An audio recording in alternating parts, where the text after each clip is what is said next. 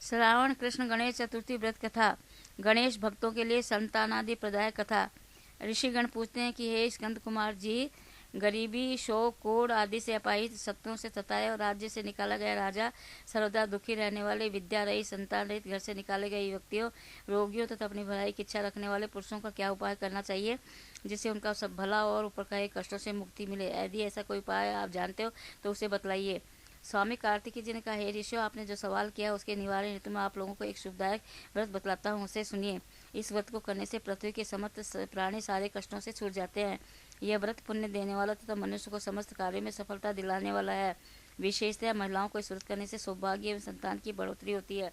यह व्रत धर्मराज युधिष्ठिर ने किया था। पहले समय में जब धर्मराज राज्य को छोड़कर अपने भाइयों के साथ वन में गए, तब उस वनवास के समय भगवान श्री कृष्ण ने उनसे कहा था, युधिष्ठिर, अपने कष्टों के निवारण है तो जो प्रश्न श्री कृष्ण ने किया था उस कथा को आप सुनाइए। युधिष्ठिर पूछते कि पुरुषोत्तम, ऐसा कौन सा उपाय है जिससे हम उपस्थित हुए कष्टों से छूट सके? हे गदाधर, आप अंतर्यामी हैं, हमें भविष्य में कोई कष्ट न उठाना पड़े, ऐसी युक्ति बतलाइए। स्कंद कुमार जी कहते हैं, जब धीरज रखने वाले युधिष्ठिर कोमल भाव से हाथ जोड़कर बार बार अपने दुखों को नष्ट होने का उपाय पूछने लगे, तब भगवान श्री कृष्ण ने कहा, हे राजन, सब तरह की इच्छाओं को पूरा करने वाला एक गुप्त व्रत है। इस व्रत के बारे में मैंने आज तक किसी को नहीं बतलाया। हे राजन, पुराने समय में सतयुग की बात की, पर्वतों के राजा हिमाचल की सुंदर कन्या पार्वती जी ने शंकर जी को अपने स्वामी के रूप में प्राप्त करने के लिए घने वन में जाकर कठिन तपस्या की, परंतु शंकर भगवान प्रसन्न होकर उपस्थित नहीं हुए। तब पार्वती जी ने अनादिकाल से उपस्थित गणेश जी का ध्यान किया। गणेश जी को उसी पर उपस्थित देखकर पार्वती जी ने पूछा कि मैंने कठिन मुश्किल से प्राप्त होने वाली लोमहर्षक तपस्या की, किंतु अपने प्यारे भगवान शिव को प्राप्त न कर सकी। वह कष्टों का नाश करने वाला चमत्कारी व्रत जिसे नारद जी ने कहा है और जो आपका ही व्रत कहलाया जाता है, उसे पुराने व्रत के सार को आप मुझसे कहिए। पार्वती जी की बात सुनकर उसी समय सिद्धि देने वाले गणेश जी संकटनाशक शुभ फल देने वाला को बताने लगे। गणेश जी ने कहा, हे माता, अत्यंत पुण्य को देने वाला तथा समस्त कष्टों को दूर करने वाले इस व्रत को कीजिए। इसके करने से आपकी सभी इच्छाओं की पूरी होगी। जो पुरुष इस व्रत को करेंगे उन्हें भी सफलता प्राप्त होगी।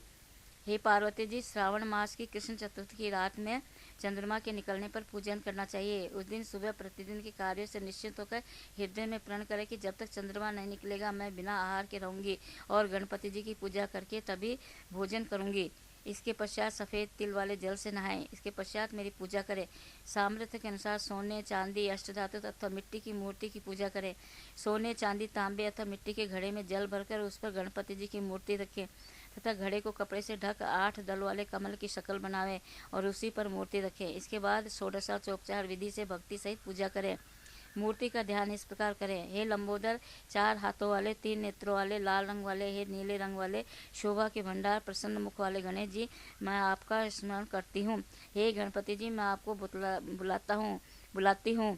हे विघ्न विनाशक, आपको नमस्कार करती हूँ। यह आसन है, हे लंबोदर, यह आपके लिए पाद्य, हे उमापुत्र, यह आपके लिए अर्ध्य, हे वक्रतुंड, यह आचमन करने के लिए जल है, हे शंकर स्वर्ण, यह आपके स्नान के लिए जल है, हे शूर्पणखर्णा, यह आपके लिए वस्त्र है, हे विघ्न विनाशक, यह आपके लिए पुष्प है, हे कुब्ज, यह आपके लिए यज्ञोपवीत है, हे गणपति, यह आपके लिए रोली चंदन है, हे विकट, यह आपके लिए धूपबत्ती है, हे वामन, यह आपके लिए दीपक है, हे दंत, यह आपके लिए लड्डू का भोग है, हे गजानन, यह आपके लिए फल है, हे विघ्नहर्ता, यदि आपके लिए तांबूल है, हे सर्वदेव, यह आपके लिए प्रदक्षिणा है, हे गजबदन, यह आपके लिए मेरा नमस्कार है।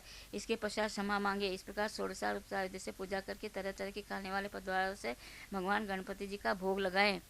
हे देवी, देसी घी में 15 लड्डू बनावें। पहले गणपति जी को लड्डू चढ़ाकर उसमें से 5 लड्डू ब्राह्मणों को दे दे। यथाशक्ति दक्षिणा देकर चंद्रमा के निकलने पर अर्घ्य देवे। इसके बाद 5 लड्डू स्वयं खाएं। फिर हे देवी, तुम सब तिथियों में सबसे उत्तम हो, गणेश जी को बहुत प्रिय हो। हे चतुर्थी, हमारे द्वारा दिया गया अर्घ्य स्वीकार करो, तुम्हें नमस्कार है। क्षीर सागर से पैदा हुए लक्ष्मी भ्राता, हे रजनीचर, हे शशि, मेरे द्वारा दिए गए अर्घ्य को स्वीकार करो। गणपति जी को इस प्रकार प्रणाम करे, हे गजानन, आप समस्त कामनाओं को पूरा करने वाले हैं, आपको प्रणाम है। कष्टों के नाशक, आप मेरी कामनाओं को पूरा करें। इसके बाद ब्राह्मण की प्रार्थना करें, हे द्विजराज, आपको प्रणाम करता हूँ, आप बिल्कुल देवता के समान हैं। गणपति जी के हर्ष के लिए मैं आपको लड्डू दे रहे हैं, आप दोनों के कल्याण हेतु दक्षिणा सहित इन 5 लड्डुओं को ग्रहण करें। हाँ, हम आपको प्रणाम करते हैं। इसके पश्चात ब्रह्म भोजन कराकर गणपति जी से प्रार्थना करें। यदि ये सब कार्य करने में असमर्थ हो तो अपने बंधु बांधव सहित दही एवं पूजा में कहे गए पदार्थों का आह्वान करें। पश्चात प्रार्थना के पश्चात अपने गुरु को अन्न वस्त्र एवं दक्षिणा सहित मूर्ति का विसर्जन करें। विसर्जन इस प्रकार करें: हे देवों में श्रेष्ठ गणपति जी, आप अपने स्थान को प्रस्थान कीजिए तथा इस व्रत का पूजा के फल को दीजिए। हे अचल सुते, इस तरह समस्त जीवन गणेश चतुर्थी का व्रत करना चाहिए। यदि जीवन पर्यंत न कर सके तो 21 वर्ष तक करें। यदि इतना भी न हो सके तो वर्षों के 12 महीने तक इस व्रत को करें।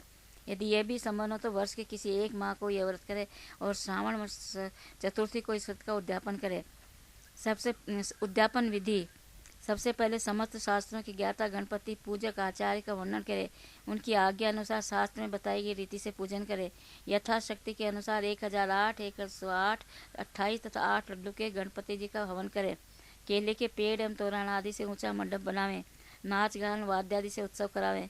भक्तिपूर्वक गुरु की आराधना करें। यथाशक्ति पत्नी सहित गुरु को सोना, गो वस्त्र, जेवर, छाता, जूता, कमंडल आदि दान करें। हे देवी, गणपति जी की प्रसन्नता हेतु गुरु का पूजन करके उन्हें संतुष्ट करें। इस प्रकार व्रत करने से मैं हर्षित होता हूँ, इसमें कोई संशय नहीं है। जो व्यक्ति मुझे भक्ति भाव से पूछते हैं उनकी इच्छा मैं पूरी कर देता हूँ। श्री कृष्ण जी कहते हैं, ये युधिष्ठिर, पुराने समय गणेश जी ने स्वयं इसको पार्वती जी से कहा था और पार्वती जी ने उसी तरह पूजा की थी जिससे उन्हें सफलता मिली। इसी व्रत करने से पार्वती जी का विवाह शिव जी से हुआ और जिनके साथ आते पार्वती जी गणेश जी की अनुकंपा से विवाह किया करती हैं। इसलिए हे महाराज युधिष्ठिर, आप भी इस संकटनाशक व्रत को करें। यह संकटन नाम की चतुर्थी बहुत सुंदर फल देने वाली है।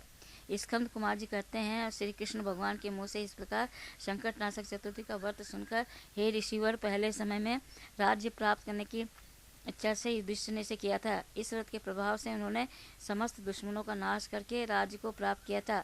इस व्रत को करने से धर्म, अर्थ, काम एवं मोक्ष के चारों सहजी प्राप्त हो जाते हैं।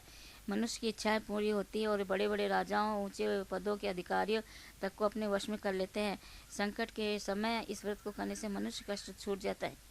सीता जी की खोज में हनुमान जी ने इस व्रत को किया था। पहले समय में राजा बलि से संकटग्रस्त होने पर रावण ने भी इस व्रत को किया था। गौतम की पत्नी अहिल्या ने अपने पति के शाप से ग्रसित होने पर पति वियोग के फलस्वरूप इस व्रत को किया था। इस व्रत के करने को विद्यार्थी को विद्या, धन की इच्छा रखने वालों को धन मिलता है, संतान की इच्छा करने वालों को संतान, रुग्ण को व्याधि मुक्त मिलती है और गणपति की दया से समस्त पाप नष्ट हो जाते हैं।